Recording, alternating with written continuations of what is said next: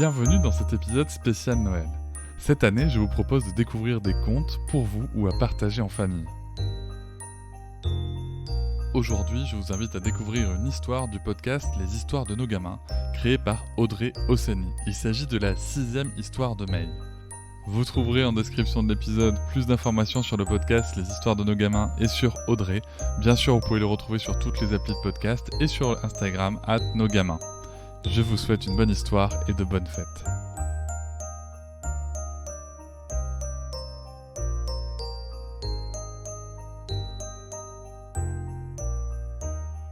Les histoires de nos gamins, un podcast inclusif et artistique créé par Audrey Osseni.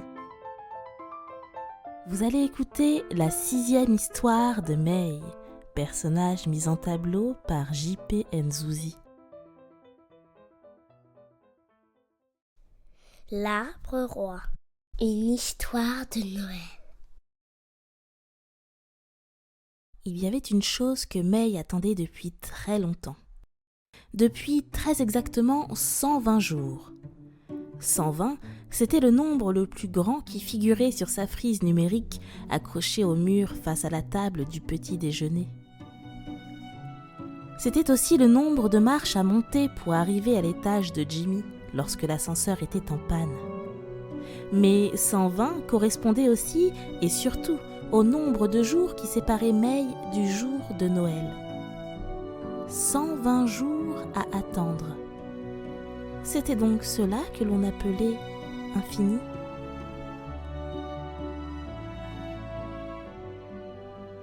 C'était en tout cas ce que ressentait May. Une attente interminable. Et pourtant, il restait bien des choses à faire avant le 24 décembre. Aline avait promis à sa fille que ce serait elle qui choisirait le sapin qu'elles allaient décorer cette année.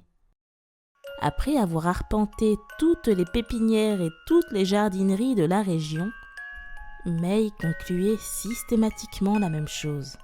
« Il n'y a pas mon sapin ici. »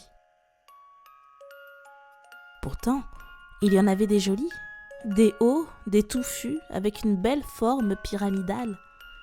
Mais il n'y avait pas ce que cherchait May. Si bien que le réveillon arriva et May et Aline allaient passer Noël sans sapin cette année. Aline avait enfilé son tablier, celui qui annonçait qu'elle allait cuisiner pendant des heures. May, elle, regardait par la fenêtre à la lueur d'une petite bougie posée à côté d'elle. Cette bougie, May et Aline l'avaient faite brûler chaque jour depuis le 1er décembre. C'était en quelque sorte leur calendrier de l'Avent à elle. May fixait le figuier. Comme c'était l'hiver, il n'avait ni feuilles ni figues. Il lui restait néanmoins ces grandes branches argentées qui se tortillent en tous sens, sauf dans celui qu'on attend. Le vieil arbre gris semblait vouloir communiquer avec May. Peut-être parce qu'elle avait dans sa main un bout de l'arbre.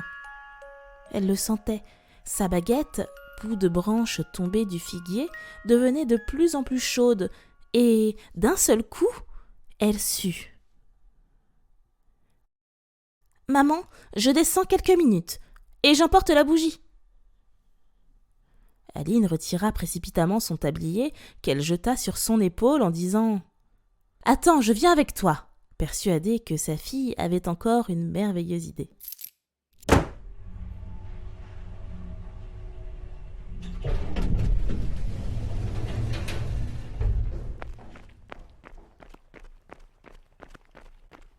May, suivie de sa maman, avançait religieusement vers le figuier et lui demanda la permission. « Je peux ?» avant d'accrocher la bougie à l'une de ses branches. « C'est lui, notre arbre de Noël.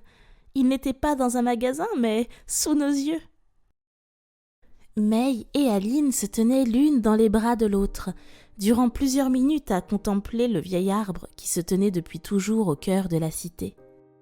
Et alors qu'il faisait bien froid, elles avaient chaud au cœur. Est-ce toi, mon beau figuier? J'avais cessé de te chercher, le cœur brisé. Je ne pensais qu'à te décorer, te faire briller. Je voulais tant que tu sois parfait, tel que je l'avais imaginé. C'est toi que j'espérais, fidèle au cœur de la cité. Tu m'attendais, vie argentée quand toutes tes feuilles sont tombées. Et finalement ce soir je t'ai trouvé, mon arbre roi.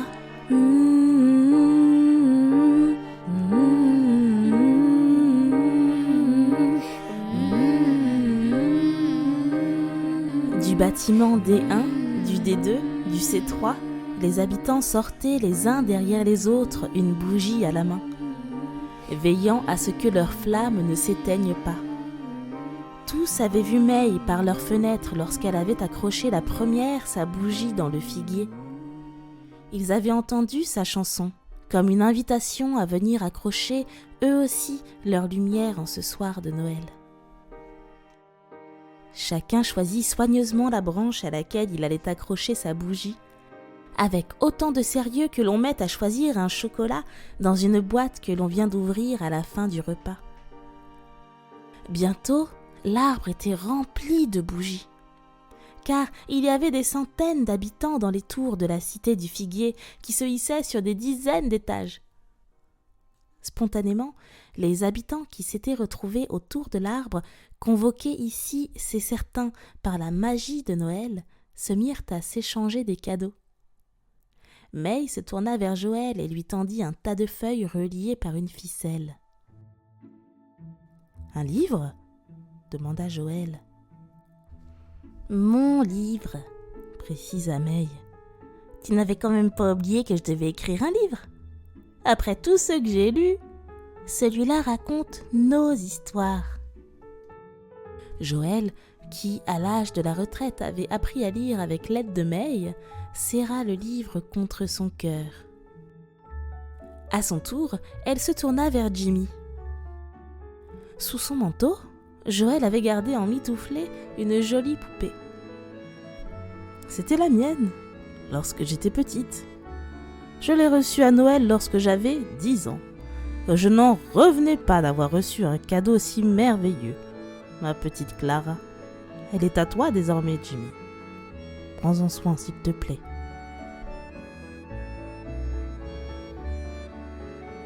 Le jeune garçon prit délicatement la poupée et se mit à la bercer, comme il le fit à la naissance de chacun de ses petits frères. Jacqueline arriva la dernière, aidée par Fatty, une nouvelle voisine qui avait vite rejoint leur mercredi thé et lecture. Elles accrochèrent à leur tour une bougie dans l'arbre, et il s'illumina plus fort d'un coup, comme s'il était complet désormais. Joël et Fatty remarquèrent très vite que leur amie portait une tristesse soudaine sur son visage et sur ses épaules.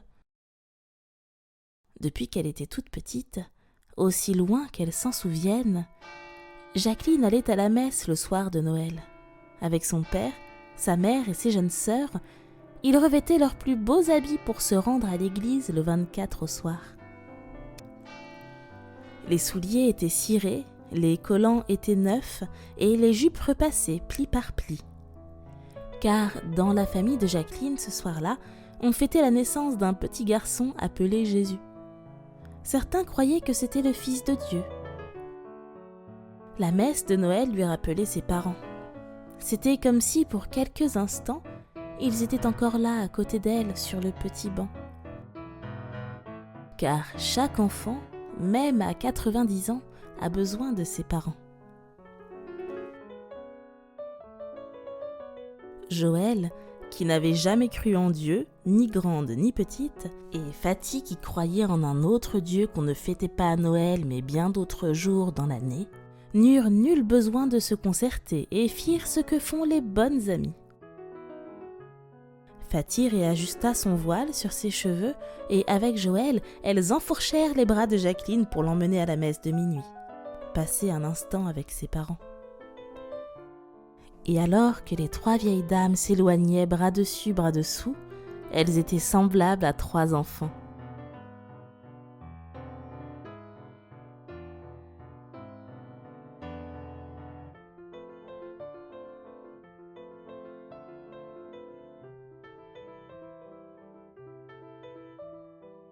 Certains croyaient en Dieu, d'autres qu'il a un fils, d'autres encore que les arbres nous transmettent des messages ou que les poupées ont une âme. Mais il y a une chose en laquelle tous croyaient ce soir-là. C'était en la magie de Noël, car, comme chaque année, on ne sait comment elle avait encore opéré.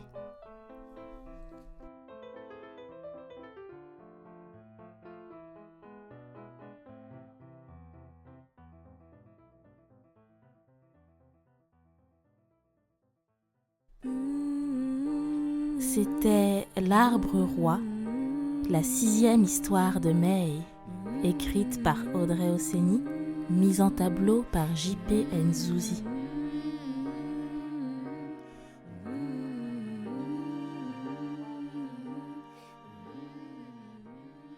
Joyeux Noël à tous, passez de bonnes fêtes, bye bye.